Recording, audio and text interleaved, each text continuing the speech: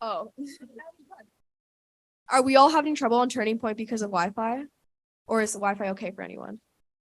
Slow?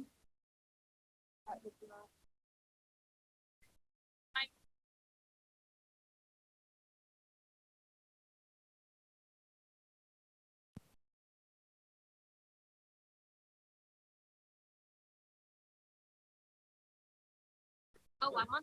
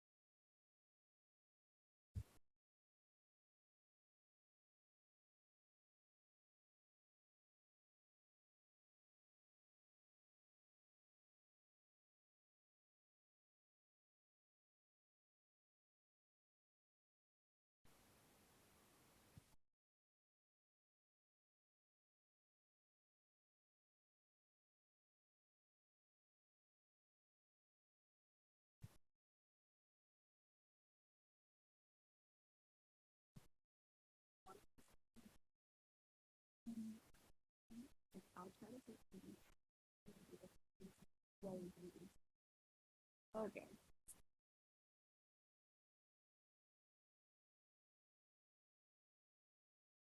Sorry. The time is 7:37. This meeting is called to order. Our first order of business for the day will be no, USA elections. Do we have a seconder for this? I don't believe so. Can I get a seconder? Counselor Turner, and we will have 2-minute speeches from all of our nominees, starting with Ethan Chen.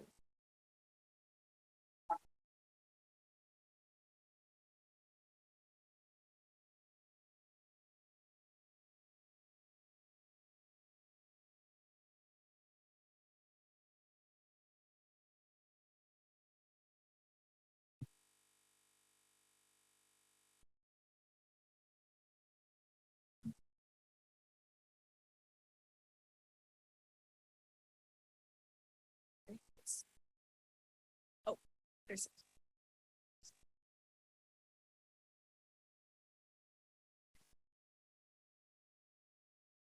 Am I good to go? Thank you, counselors. My name is Ethan Chen. I'm a fourth-year student studying business and international relations. And it's good to be back here at council. I was a counselor last year as well as a new delegate. And I'm excited to apply my advocacy experience that I've learned there again in my fourth year. I want to start by just highlighting a little bit of my experiences and their relevance to the USA policy papers. When I was a second year, I was president of Ontario Hall's Residents Council, and I think I can bring a residents-focused experience and advocacy priorities to the policy paper, specifically on gender-based violence in residences and how that impacts LGBTQ2+ students. With respect to my experience for advocating for students with disabilities, I want to bring my experience as a social science counselor here last year to talk about how neurodivergent students can be better represented and better focused on in provincial policy priorities. That's going to be a big highlight. I've consulted through my work here last year with many students who are neurodivergent and clubs on campus. And finally, I want to bring my experience dealing with university administration to the USA General Assembly. Currently, I sit on the Western University's Senate as well as Board of Governors. I've had experience talking with university administration as well as understanding their concerns. This is going to be a very valuable part to bring to the USA General Assembly. I'm going to make sure that's reflected in all three of the policy papers because none of the undergraduate priorities that we're advocating for here today can be accomplished without the buy-in of university administration. I like to bring in three of my experiences to make sure that undergraduate students get the best deal when advocating for the provincial government. Thank you.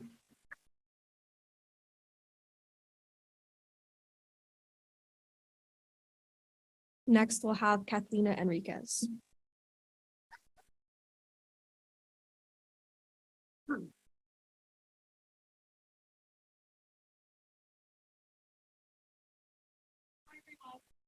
My name is Kathlina, and I'm a second year in International Relations and the School for Advanced Studies in the Arts and Humanities. The last time I was here, you elected me to be a senator at large, so thanks for that. And during my term, I've become chair of the Senate's EDI committee and have been working with policy directly related to the policy papers up for discussion at this semester's General Assembly. As a joint faculty student, a resident SAW, and an overall council character on social science and arts and humanities, I've spent a lot of time consulting and interacting with the diverse array of students we have here at Western and HBK, who are stakeholders that have actionable opinions on the policy that affects us all. I feel my time as vice chair of the USC's board of directors and my attendance at education policy committee meetings informs a well-rounded, impactful, and knowledgeable perspective. Through my consultations with COO Jeff Farmer, I've learned that Western has always been a powerhouse at USA, and with assessments, accessibility, and 2S LGBTQ+ student experience being critically important issues, I want to amplify Western voices, especially from persons and places who are not always heard, to make a positive impact at this year's General Assembly. I believe my experience with governance and academic policy, my passion for advocacy, and my willingness to go to Queens will make me an excellent member of this semester's delegation. Thank you.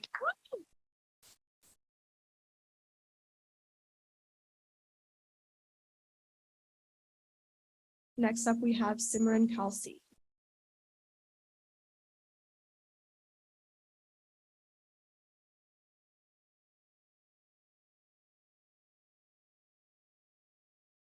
Hi everyone, my name is Simran and I am a Huron student. I'm here today because I believe I have the advocacy and lived experience to represent Western students at large at the USA General Assembly. As someone who has faced the university system's ableism and understand the financial privilege needed to overcome the hurdles to an accessible education, I bring to the Student Accessibility and Inclusion Policy paper a lens that can interpret the effectiveness of a PCR on a student's day-to-day life. I can advocate to ensure the policy doesn't only speak to conceptual ideas and increase funding, both of which are important, but also that the recommendations are specific and grounded in confronting the practical challenge students face. I'm also here to ensure that there is an intersectional lens to review the teaching and assessment and two-spirit and LGBTQ+ students policy paper. The preceding papers lack a sufficient acknowledgement of how race, class, gender, and disability overlap, leaving the university with ill-informed pedagogies and unhelpful tools of assessment, along with ineffective policies to address the structural violence faced by two-spirit and LGBTQ+ students. In my prior experience as a USA delegate, my work in international organizations to increase financial and educational support for students across the globe, and my lived experiences with these challenges, I would be beyond thrilled to bring my insights to good use with your constituents at the USA General Assembly. Thank you.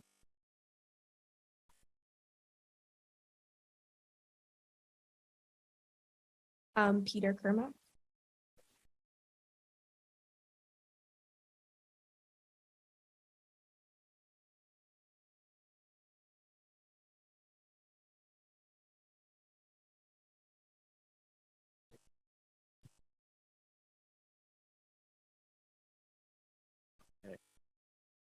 Throughout the course of my time here at Western, I've learned many things, some of which I would not have expected to in such a short period of time.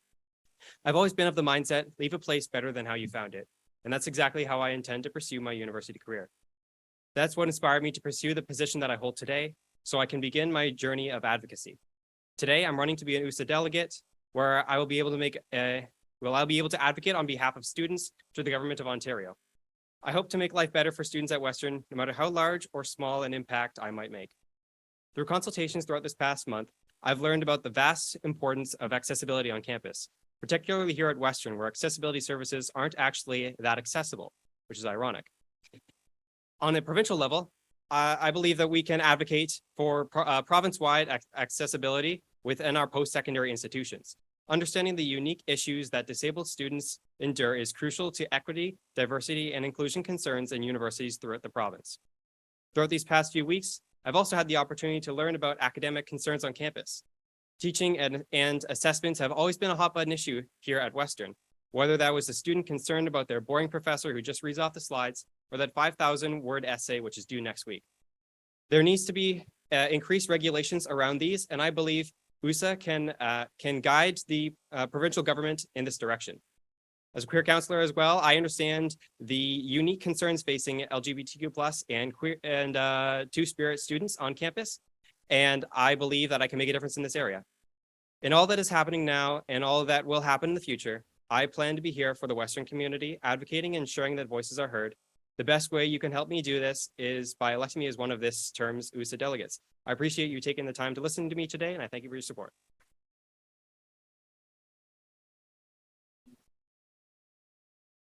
Ryan Kraus.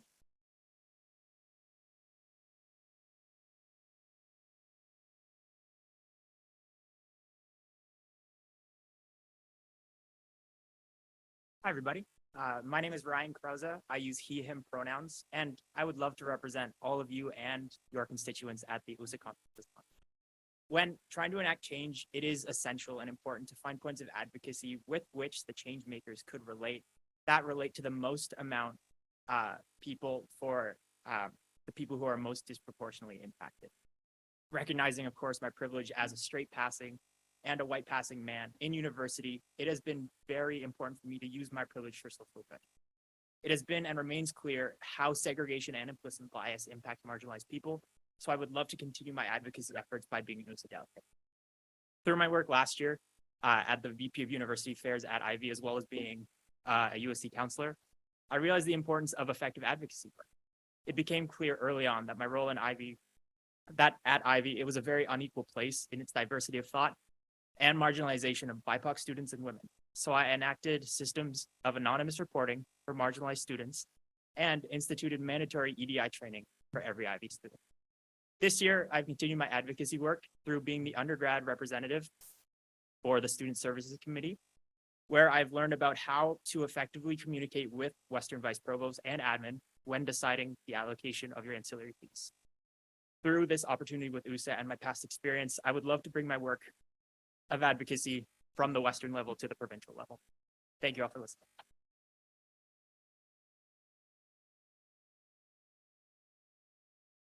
Tamsin Long.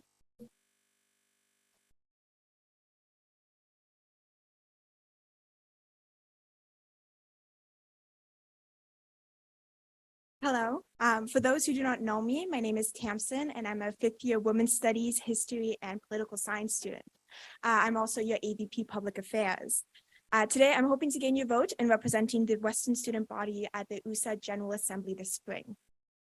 Since my first month as a Western student, all the way back in 2018, I've gotten involved in every aspect of student life accessible to me. I've been involved in my residence council, I've been an orientation leader, an AVP, a club executive, and so much more. For as long as I can remember, being involved has been one of my highest priorities.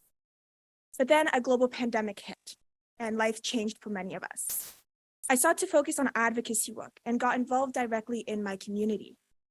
I learned how important it is in creating policy to see the changes that I wanted to see. I also learned how inaccessible creating that policy can be. You need an education, connections, and at the very least, academic language. At this realization, I had a new priority, creating accessible communications for transparent and effective policy. As a queer student myself, being in a women's studies degree has provided me the safety to express myself. I came out in a safe academic space where my experiences were valued and understood. This is not the case for every Two-Spirit and LGBTQ+ student.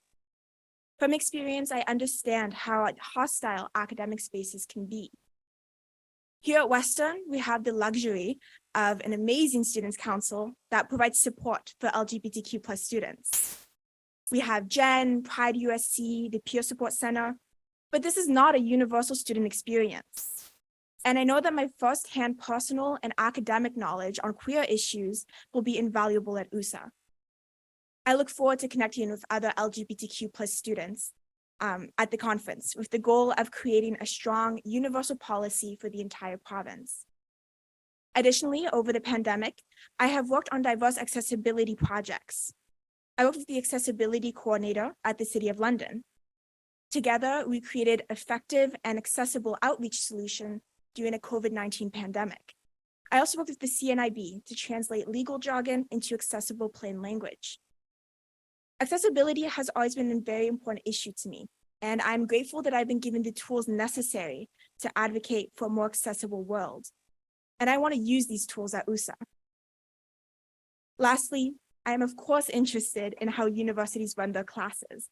My degree reflects a variety of topics and specializations, and it also exposed me to various methods of evaluation and teaching. Curriculums and methods of evaluation are one of the most important facets of our student experience.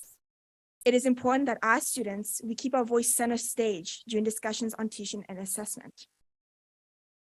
Participating at USA's General Assembly would allow me to contribute to issues that matter to me and to students across Ontario. This is the first step in creating the change that I want to see, and USA would give me that privilege. Thank you for your time, and I hope I get your vote.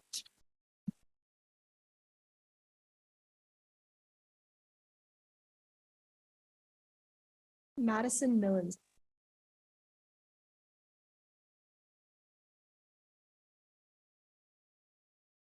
Madison?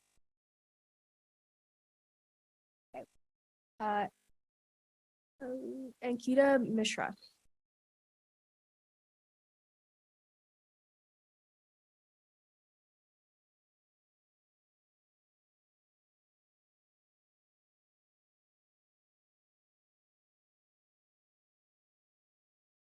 Hello, my name is Ankita and I currently represent science on the USC, and I'm interested in becoming an USA delegate.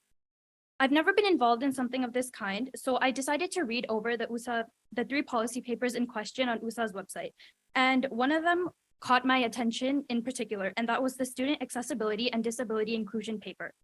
Historically, when people hear of the term disability, the first thing they think of is physical impairment, when in reality, disabilities also include cognitive, developmental, intellectual, mental, sensory, or a combination of these. And I appreciate the fact that USA acknowledges these factors and strives to lobby the government in making higher education more accessible for these individuals.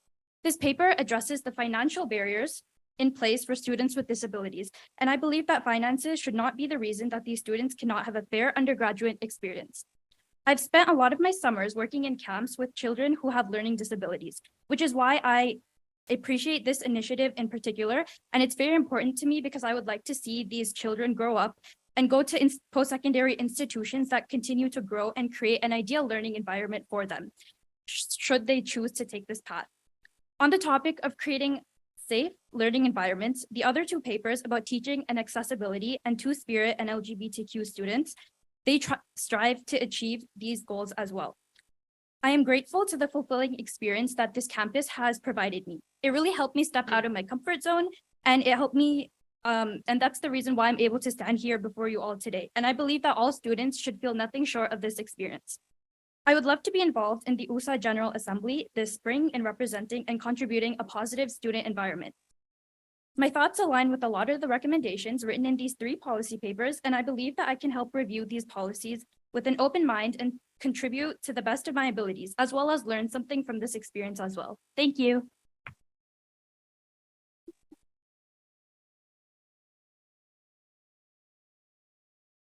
Stuti Satish.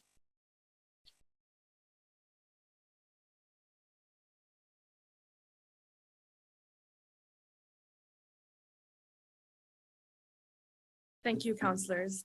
My name is Stuti Satish. I go by she, they pronouns, and I'm a first-year student at the Faculty of Science.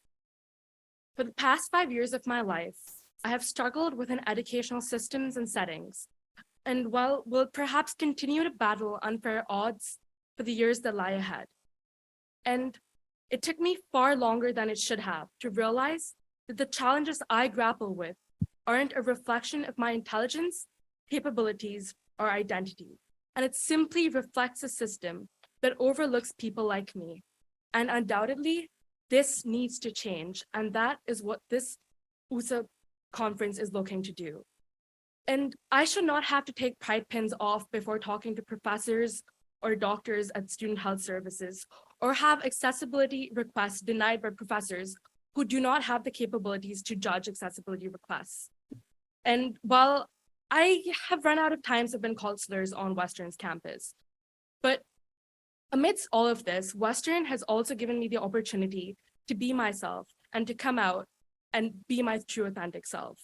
And which is the exact reason that I'm able to be here today and do this as a first-year student. And while this isn't my plea for pity, because respectfully, my community has more than enough of that. What I am asking for is an opportunity to advocate for my community and for our needs, to ensure that we receive explicable, accessible, and affordable education. And that is what every student in this province truly deserves, immaterial of their gender or sexual identity or disability status. This General Assembly and its outcomes has the ability to impact and govern how we exist in educational settings and how fair and accessible the system is towards people like me. In addition to these lived experiences, I have worked extensively with queer and disability rights, including with the Government of India and various other organizations, to draft accessibility legislation and queer affirmative policies. I strongly believe that I deserve a chance to represent the University Student Council and Western at the USA General Assembly, as I believe my perspective stemming from my lived experiences as a queer and neurodivergent individual and professional experiences would be invaluable to the Assembly and the policies and recommendations that stem from it. And I'm hoping to get your vote. Thank you very much for your time.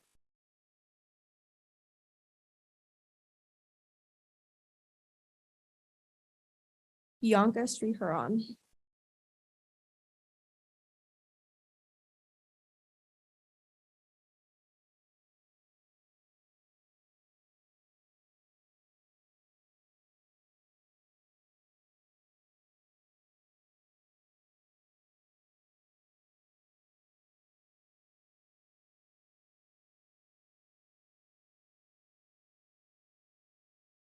Hi, everyone. My name is Bianca Sriharan, and I'm the social science president for this year. I'm currently in my 4th year of a double major in poli-sci and psych, and I'm very excited about this opportunity.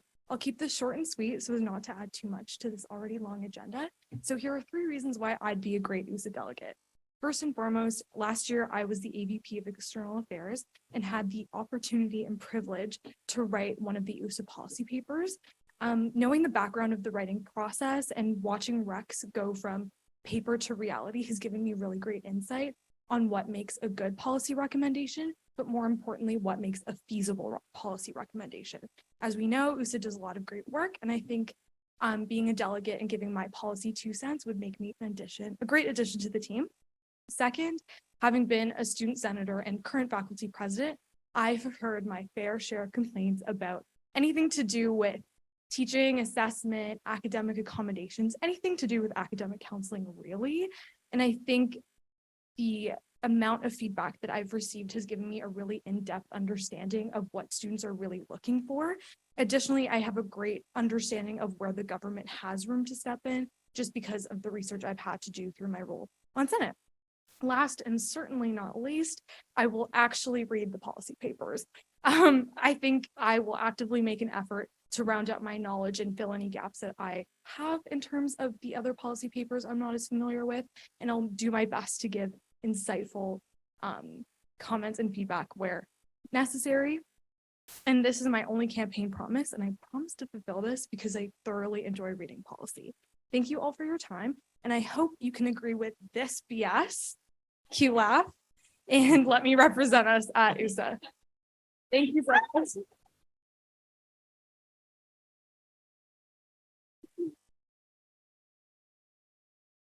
Cheryl Zhang.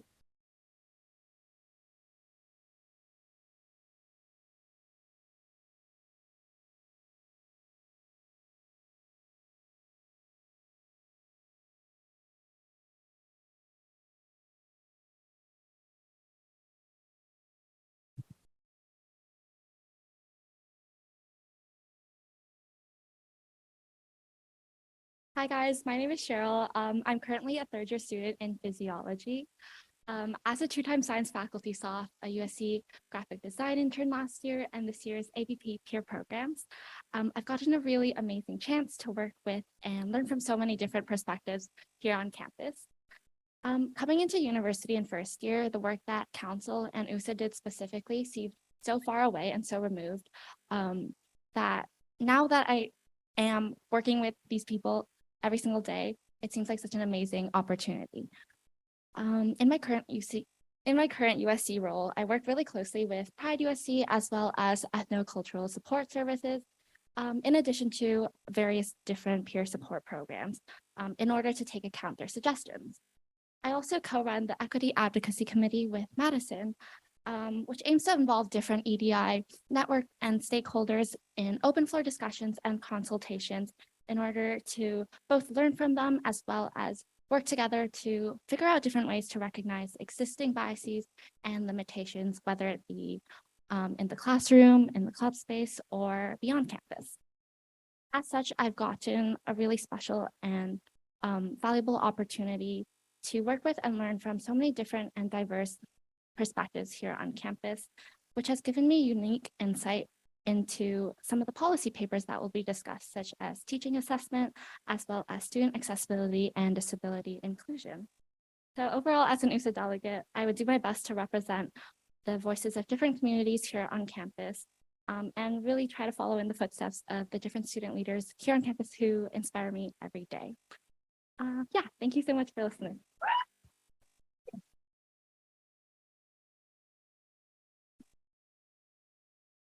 All right, with that, we will now proceed to voting.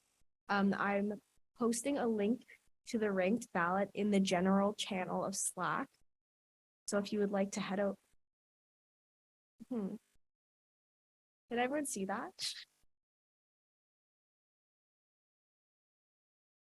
Yeah, I will.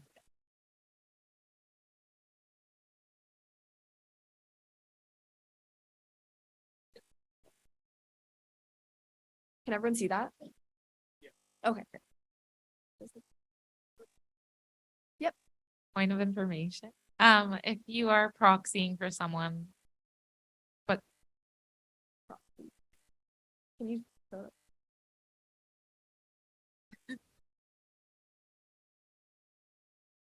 it's not limited to one submission, but whoever you're proxying for, please use email address to register to vote. Once things done the count, it's just like that. Twice.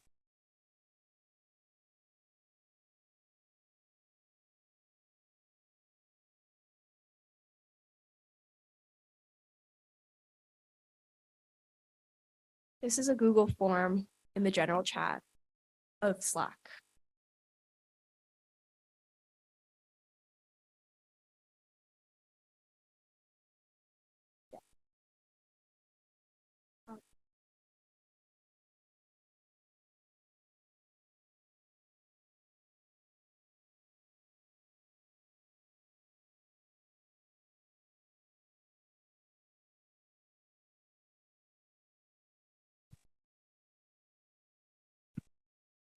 If you have done that, if you finished the Google Forms, you can head over to Turning Point and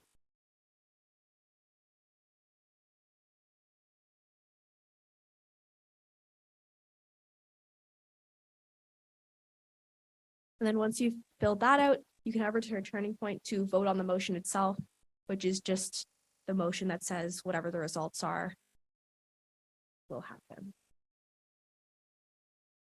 As well as if you're a proxy, fill out the proxy form for motion 2, as this is the second motion, just, yeah.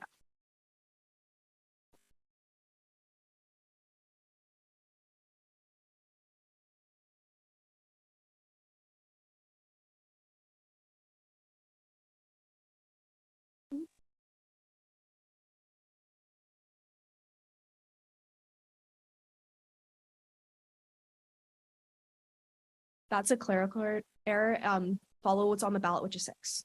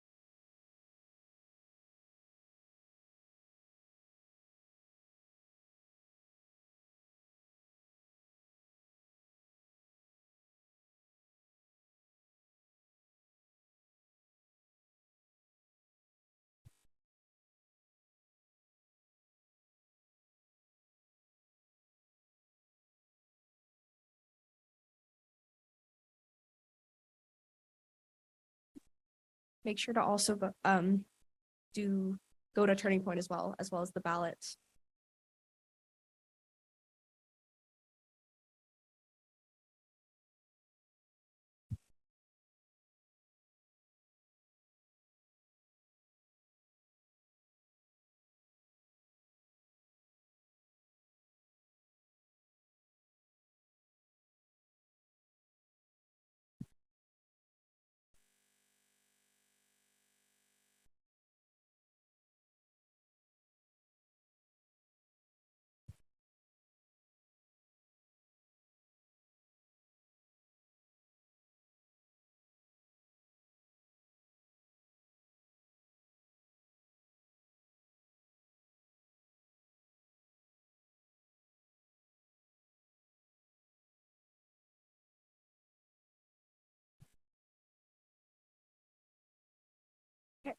While we tabulate those results, we'll now move on to our next motion, which is the exec report motion.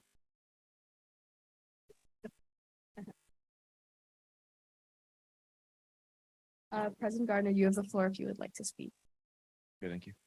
Are there questions at this time? If there are no questions, can now move on to the debate period. Are there any points of debate or amendments to be made at this time? If there are none, please head over to Turning Point to vote.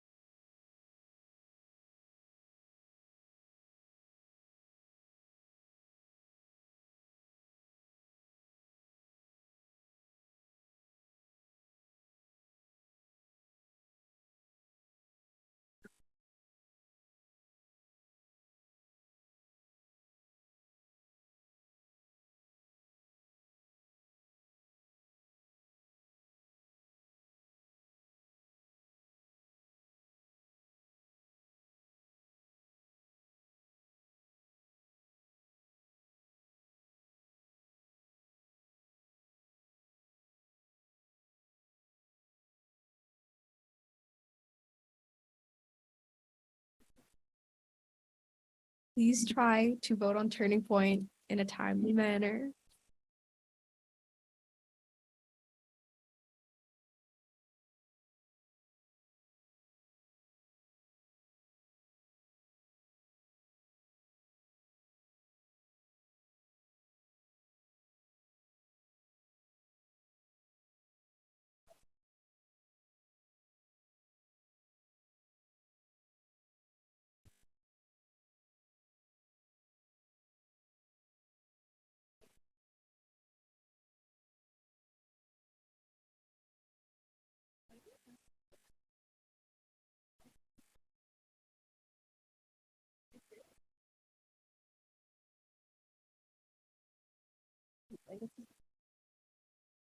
This motion passes unanimously. Please try to vote on Turning Point.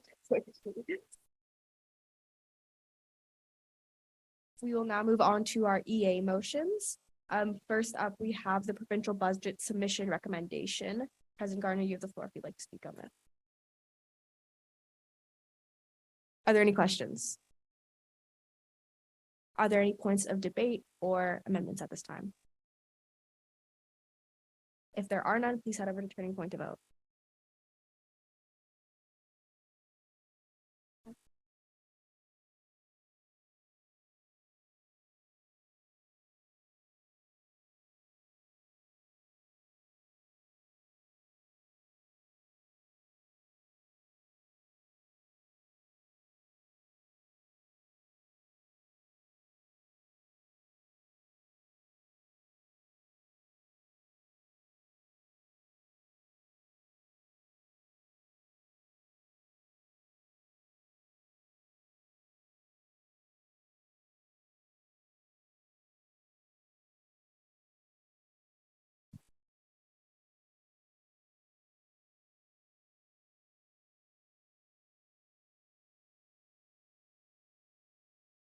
This motion also passes unanimously.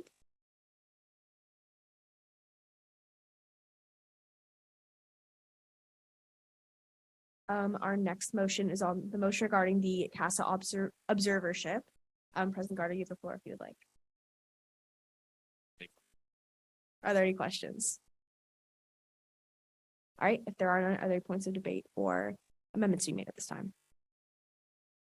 If there are none, please head over to Turning Point to vote.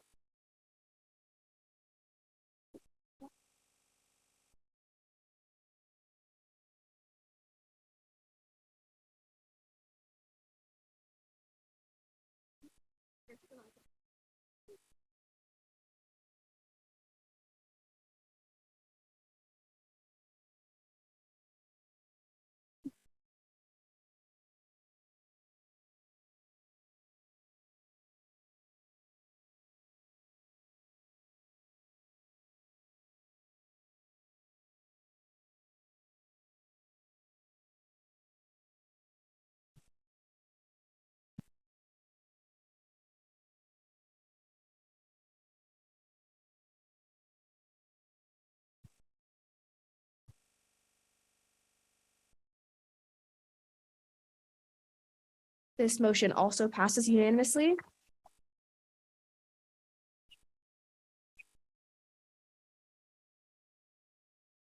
We are now moving on to our GNF motions, starting with the amendment to executive officer salary procedure. Are there questions? President Gardner, would you like to speak? Are there questions? If there are no questions, are there points of debate or amendments to be made? If there are none, please head over to Turning Point.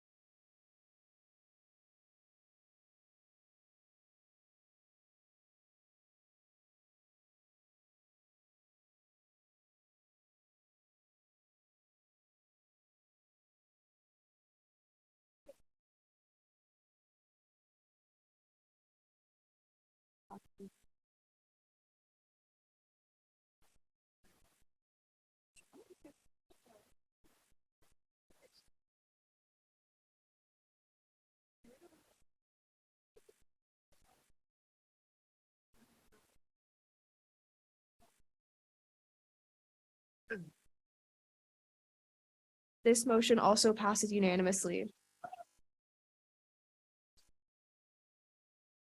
This motion is on the review of the role of the USC during labor disputes. Our President Gardner, you have the floor to speak. Are there any questions? Are there any points of debate or amendments? Please head over to Turning Point.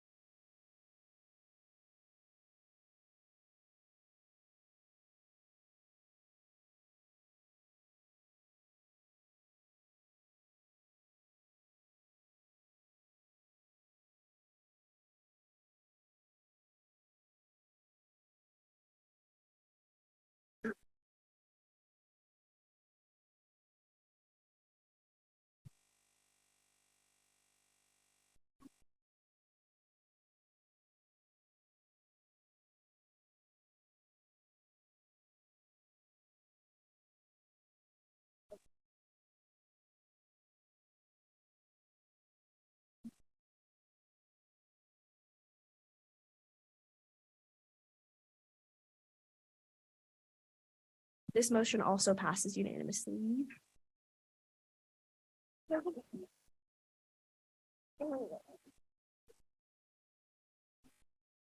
Our next motion is on the amending standing resolutions of council. President Garland, would you like to speak? Okay for this one. Do we have any questions? If there are no questions, are there any points of debate or amendments? If there are none, please head over to Turning Point.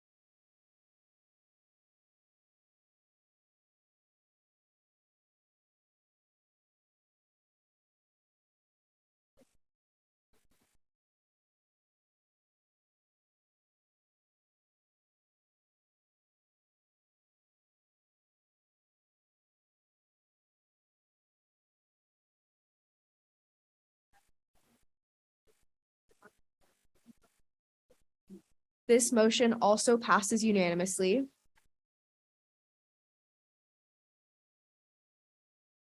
This is the motion of adjustment of policy manual to reflect new executive officer responsibilities. President Gardner, would you like to speak? Yeah, that'd be great. Thank you. This is us just updating the policy to make sure that the positions and verbiage were consistent to the position changes. Thank you. Are there any questions? All right, if there are no questions, are there any points of debate or amendments to be made? If not, please head over to Turning Point.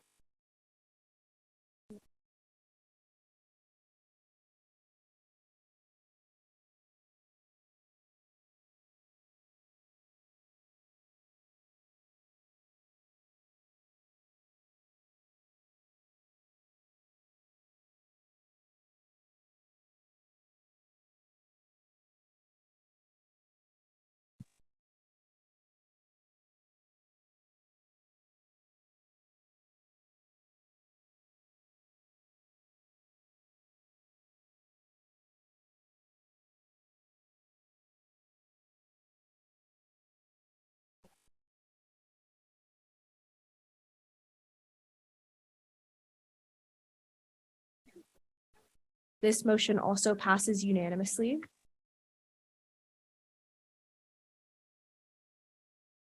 This motion is on the amendment to the Standing Orders of Council to remove O Canada. Councillor Mashwari, you have the floor if you'd like to speak. Thank you. Yeah, just for like everyone's consideration, I know we've all done the consultation process of this, and this is pretty much the last stretch of this, but what I do want to say is that this goes beyond the student body of Western. This is about our relations with the Indigenous community here, but also throughout Canada. And I think that's something we have to consider when we think about how we want to vote on this and what precedent we want to set. That's all. Are there any questions? Councillor Nomorowski. Thank you. I was wondering when we're doing our consultations, if the two options that we gave to our stakeholders, if it was just either removing O Canada or keeping it, or maybe we gave the option of having it in the Oneida language or in Ojibwe or another Indigenous language native to London or in Middlesex.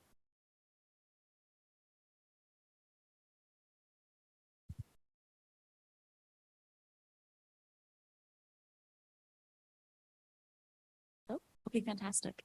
Yeah, so this actually did come up in our consultations because we tried to do, troubleshooting and problem solving as we were able. So the one thing to keep in mind is that there are hundreds of Indigenous languages here in Canada, and Indigenous peoples are not a monolith. So it would be one of those situations where, it's unfair and unequitable to choose one language to represent all Indigenous peoples.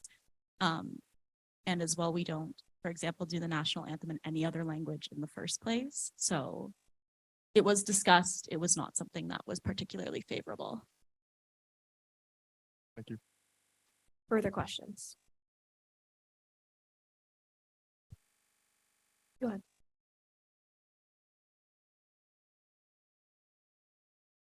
Maybe more of a comment, I guess, just thinking about the wording of the motion as the following of the land acknowledgement with O Canada, thus prompting the resolution of removing O Canada, and just curious whether any thoughts were given to whether there's the ability to like separate them in, I guess, procedure of the of council order, whether that would be any use, just a thought.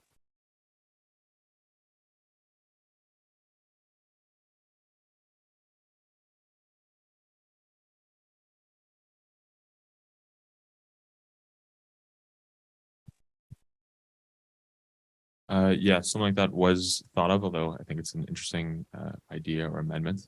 But I guess you kind of still run into the same problem of the indigenous piece that we brought forward. But I do think it's an interesting amendment if you're going to make it.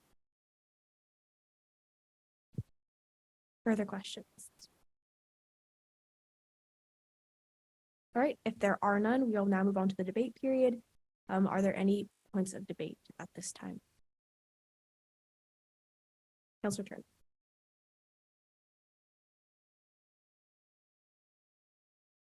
All right.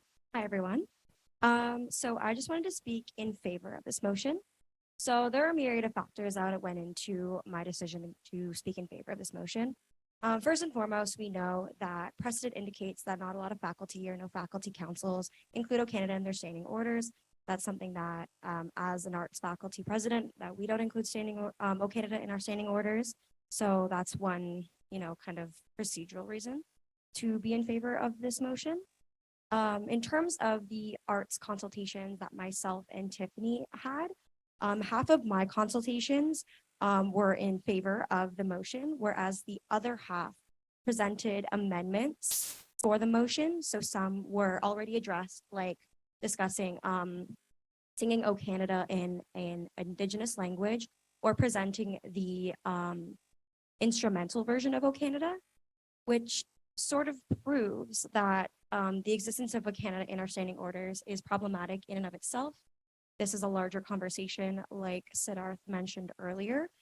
And I think in order for us to really examine whether O Canada is something that would be beneficial for students and for the USC, we'd have to see O Canada fundamentally change, and that's not within our purview or within our control. So amending O Canada, and that's not really what's on the floor here. If there are amendments to be put forward, they could be considered.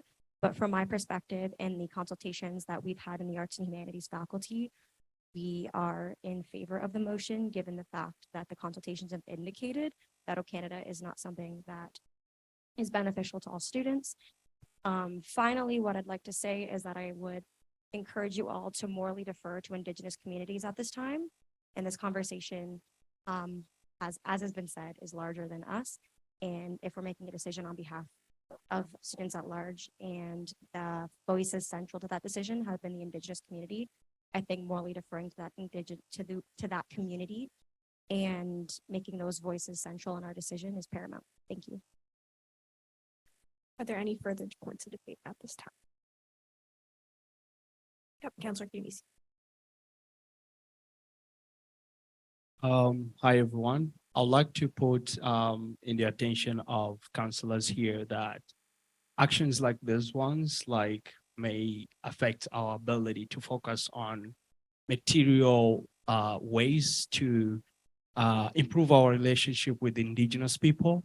Like, for example, as a council, instead of only having the land acknowledgement as a symbol, we can also invite an Indigenous leader to talk to us to learn more about this place which we now live on. Because like such motions like removing O Canada is just a symbol, right? But like we need to focus more on material ways to improve our relationship with Indigenous people. So I'd like just to put that on the floor. Are there any further points of debate? All right, if there are none, please head over to Turning Point to vote.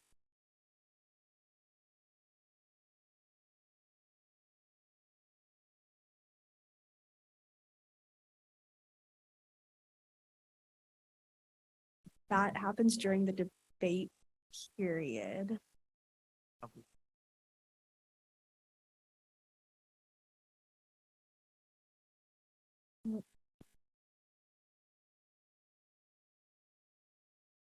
I will take a motion to extend President Gardner. Who's that? Oh, you have to. Sorry, motion to extend debate. Okay, can I get a seconder for that? Councilor Kermack, are there any objections to extending the debate period? Okay, excellent. Then go ahead with your amendment. Okay, so from my personal consultations, I've talked to people from science faculty. I've talked to some indigenous friends of mine, and I've talked to people from other faculties as well. I've had a lot of mixed responses from many people. I've had people who wanted it to remain. I've had people who wanted it gone. And I've had a fair amount of people also say that they don't mind whether it is there or it is not. So to just try to put something in the middle as a middle option that doesn't really solve either ultimatum, but some form of a compromise. I would like to amend this motion to have the O Canada and the land acknowledgement not be back to back, but perhaps separated with the Western song. Okay, so the amendment that will now be discussing is amending the standing orders of council to have, I guess, the Western song first, O Canada, followed by, land acknowledgement, Western song, O Canada. Yes, that would work. My main point is just to have a separation with the Western song. Okay, are there questions? Can I get a seconder? Councilor Kiyomizi, seconder, or sorry, questions? Yes, Councilor Dark. I guess I wanted to ask how that furthers the purpose of removing O Canada in the first place, and like why this motion was brought to the floor, just in terms of furthering the goals of reconciliation, et cetera. I guess in my view, my question is, how does putting the Western song in between really strive to accomplish those goals? Okay, so I will start off by saying this would be some form of a compromise, because my consultations, I heard both answers for, against, and simply not caring. But one of the main points that were brought up that were told to me is that having them right after each other, like the land acknowledgement and then O Canada, it may seem inappropriate because it's land acknowledgement is there, and then right after it's O Canada. Some people perceive it as being, here's the land acknowledgement, but we're still sticking back to when times were colonized. However, as Canada and as Council and Western, all of us are working towards decolonization. I feel like a compromise of sorts would be to not have these things back to back, so that the land acknowledgement gets its own special recognition at the start and isn't interrupted by O Canada immediately after, but has an intermediary song like the Western song that would move O Canada from being right after it, making it, the way I see it, to be more profound as being its sole thing and not have anything directly with Canada following it, just a Western song which represents us. I hope that answers your question. Are there any further questions on this specific amendment? Yep, go ahead. So when we split up O Canada with the Western fight song, would you still want the O Canada to be in English, or would you also might want to see that in an indigenous language? So personally, I did not have an opinion on that. I wanted more consultations. However, based off of, I myself don't have an opinion on this, because did not get brought up in my personal consultations, but it is evident that it has been brought up in other people's consultations, as we heard today. I would say I'd like to speak to people, ask people who already had consultations with that brought up, because that part was not within my consultation. And I'd like to, if anyone would like during the debate period to bring that up, please do so. But personally, I don't know, because it wasn't brought up with my within my consultations. Are there any further questions about this amendment? Yes, go ahead. So I was just wondering, in your consultations specifically with Indigenous peoples, was this amendment something that you would say the majority of them are in favor in, or are kind of requesting, or did you find the majority would more so that we don't do this, like something like this, where there's like a compromise? I think that this issue, although it's everybody's involved, it's more specifically targeted toward the Indigenous community. Okay, so thank you for your question. Well, I don't believe that it would be fair to say that any one of our consultations with a specific Indigenous member can be representative of the entire body of the many different Indigenous people. So that being said, my own consultations are limited as each one of ours. And my personal consultations, some of my Indigenous friends mentioned removing it. Some of my Indigenous friends also mentioned that they were okay with it being there. However, they also said that they see why it's not appropriate to be back to back. So what I'm trying to do here is provide some form of a compromise where we can still highlight the language acknowledgement, but in my opinion, in a better way, so that O Canada doesn't follow it right after. And you could just, the way I see it is, for example, when one of us or any person goes up, or be it like an Indigenous leader comes hopefully to in the future to give the land acknowledgement, it can, what's the word?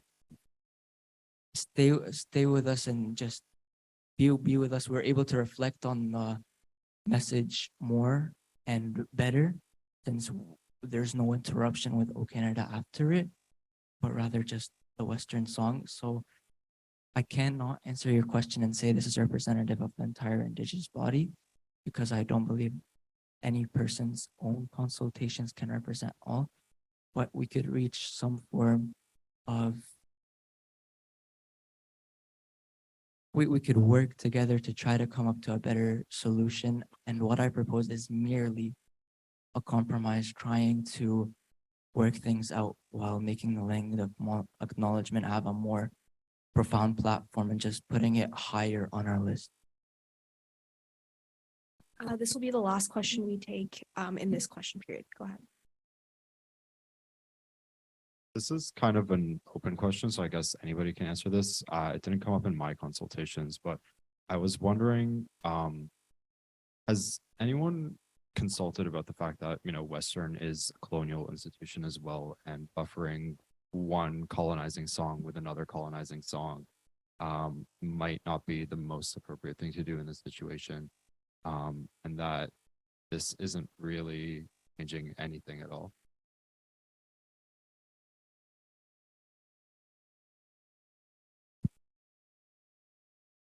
First of all, thank you for your question. And it did come up in one consultation that I had, and I don't really have to say much more. You sort of hit the nail on the head there.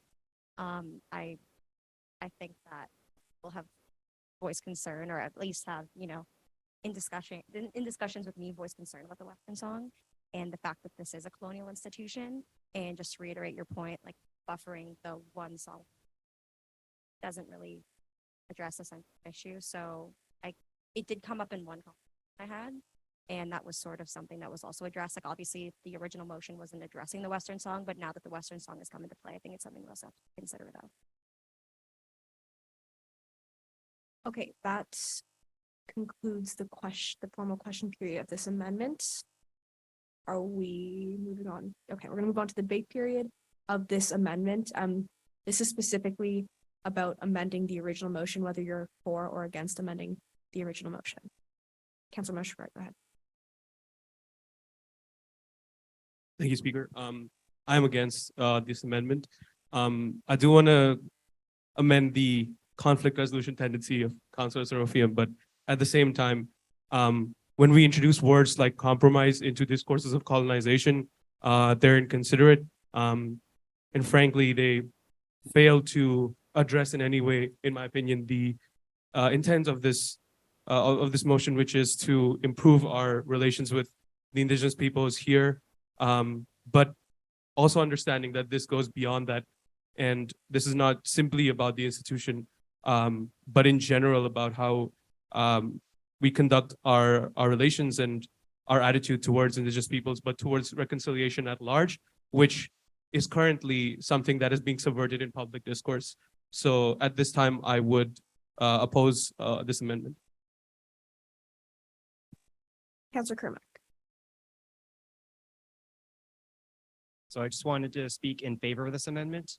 I agree with everything my friend Councilor Seraphim said.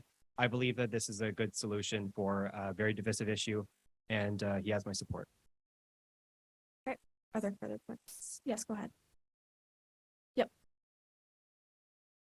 I would like to speak in favor of this amendment as well. Pardon me for my voice. I'm a little bit sick. You know, there are a lot of us who feel quite strongly about O Canada, especially played right after the land acknowledgement. I feel that those who do feel that, who do think it is perpetuating this colonial sort of attitude are correct. And it is true that, excuse me, many injustices have happened in the past. However, there are also those like me who are first generation immigrants who, well, I wouldn't be born if it wasn't for Canada. So, you know, there are also those of us who do feel very strongly about the anthem representing new beginnings, lives that are better than what we would have led if we were in our home countries. I think, you know, there are a large number of those students and our voices shouldn't be completely ignored either because of this colonial attitude, which I do agree is, you know, not savory. Thank you very much. Yep, Councilor Rosas.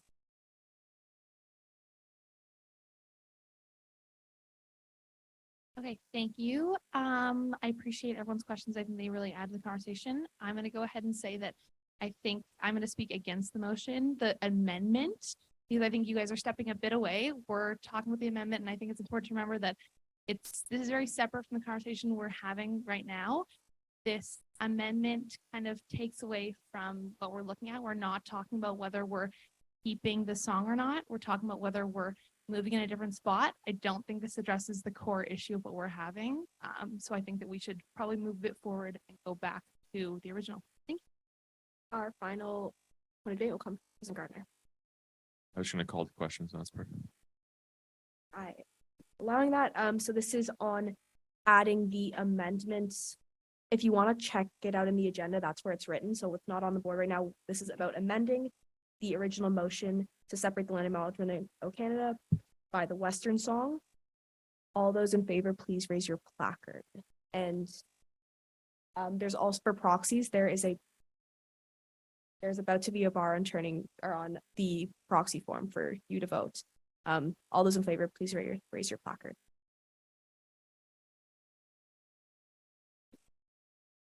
Okay, lower. All those against.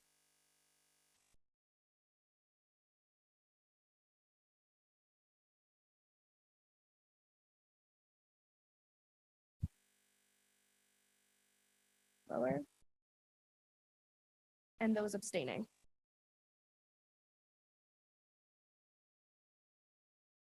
Okay. This motion or this amendment does not stand. So we'll now return to the debate period of the original motion. And at this time, I'm going to call to question motion 11. So please head over to Turning Point to vote.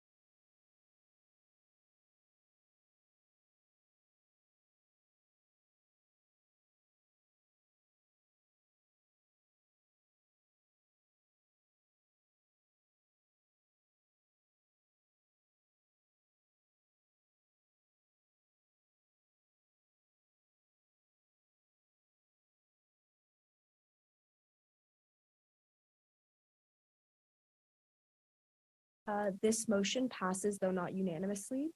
So with that, we will move on to our final motion of the evening. This is from the ACOSC committee, and this is on amending of bylaw number 1 for the new VPSS and VPOP positions. President Gardner, you have the floor if you would like. Okay. Are there any questions? If there are no questions, are there any points of debate or amendments to be made at this time? If there are none, please head over to Turning Point to vote.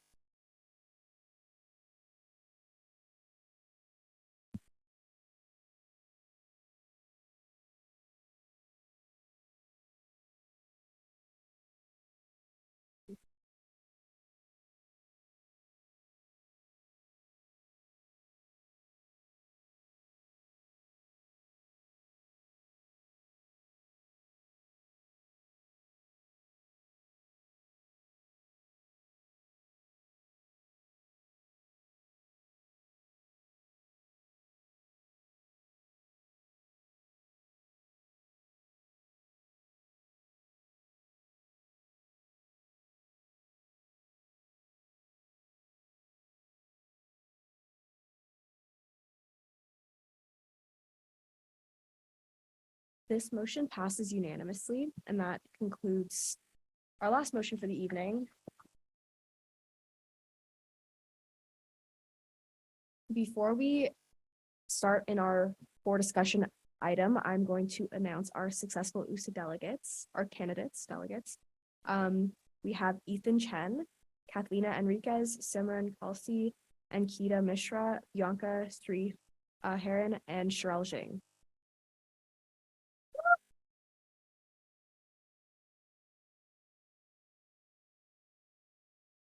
And now we will move on to our for discussion item, which is on midterm scheduling and has been brought forth by Councillor Mashwari. You have the floor to introduce what this for discussion item is. Thank you. I'm just going to highlight what the deliberation was at the UA meeting.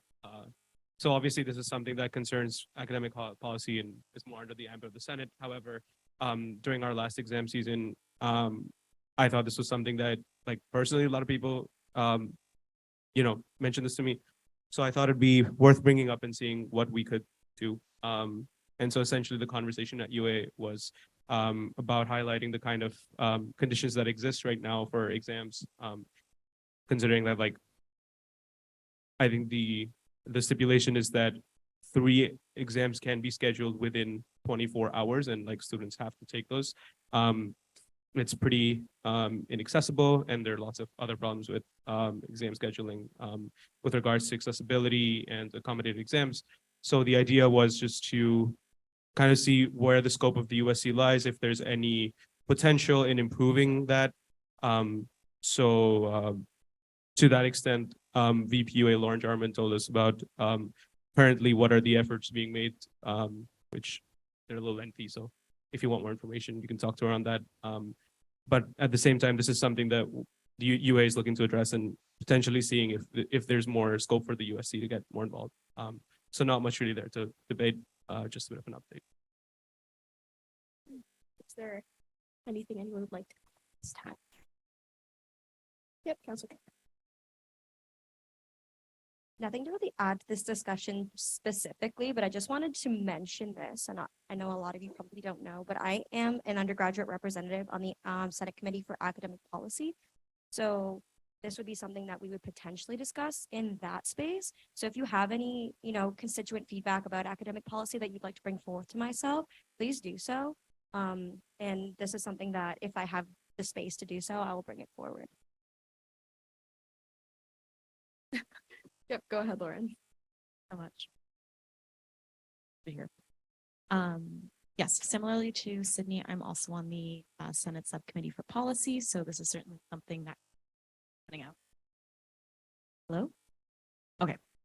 Yeah, so similarly to Sydney, I am also on the Senate Subcommittee for Policy, so it can be discussed. I do want to reiterate really quickly that this is a Senate matter. So while Sydney and I have that capacity to bring this forward on the Subcommittee for Policy, at the end of the day, it is up to voting members of Senate when it hits the Senate floor. As well, I also want to say that policy for this year, for the 2022-2023 academic year has already been approved. So any advocacy work will have to be going forward from this year. We will likely not see change for this midterm season. And I just wanted to mention that. Is that a quick addition? Yeah, go ahead. Thank you so much for bringing that up. Just two quick things. One, maybe be more on like the USC side of things. This is more about finals and midterm, but regarding finals, I remember last year, sorry, my voice is getting kind of after a long day, but a lot of students had quite a few issues last year when trying to get accommodations for exams because it was Ramadan and this coming up this final season as well, where Ramadan it's mostly during final season as well as Eid, which is obviously always call it like it's equivalent for a lot of some identifying people. And so I know a lot of science professors got in trouble last year because they wouldn't provide accommodation and then basically the university get it pretty heavily and solve that. But I know a lot of students kind of open their fast during their exam by eating a date, drinking water, and then writing the rest of the exam, which is really indicting to students and not okay at all, especially when we can make accommodations. So that'd be great to address in the short term if we could for finals. And then just super quickly on the midterm scheduling as well. I don't know if this would be Senate, but it probably will be. I know at Ivy, we're reviewing our exam accommodation policy because including Western's policy, we have the Western policy that we use word for word at the moment, which lists very few reasons where students can have exams accommodated.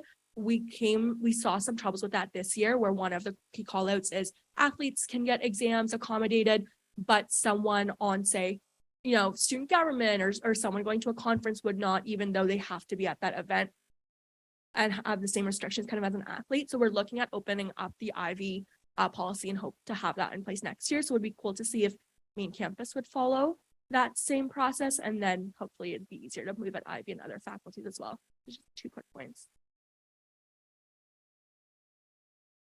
Yes.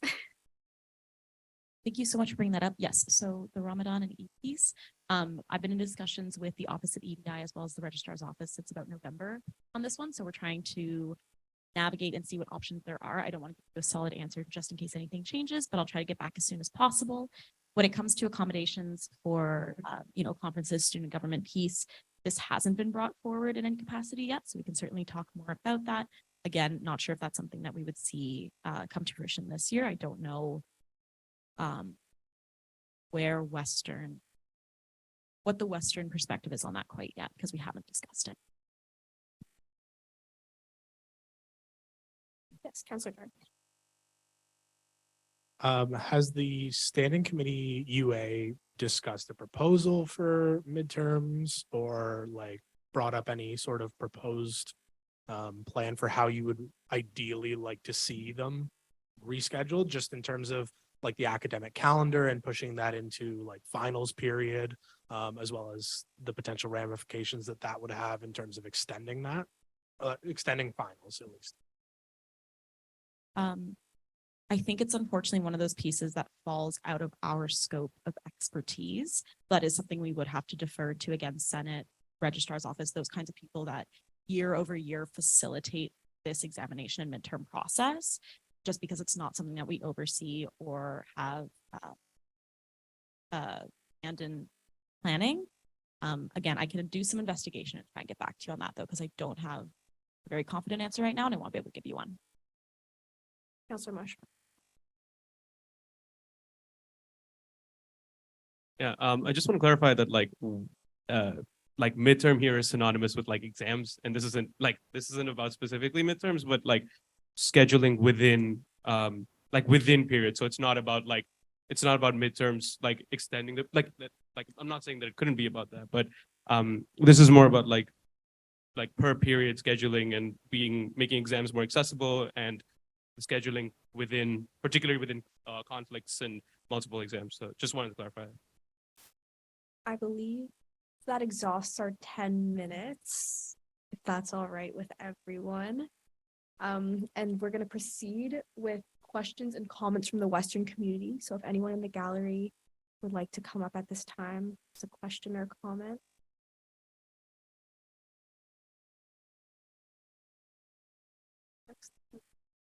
Okay, is there any new business? If there is none. Counselor Kitamisi, can I get a seconder? Who hasn't seconded anything today? Counselor Cohen, I don't believe you've seconded anything today.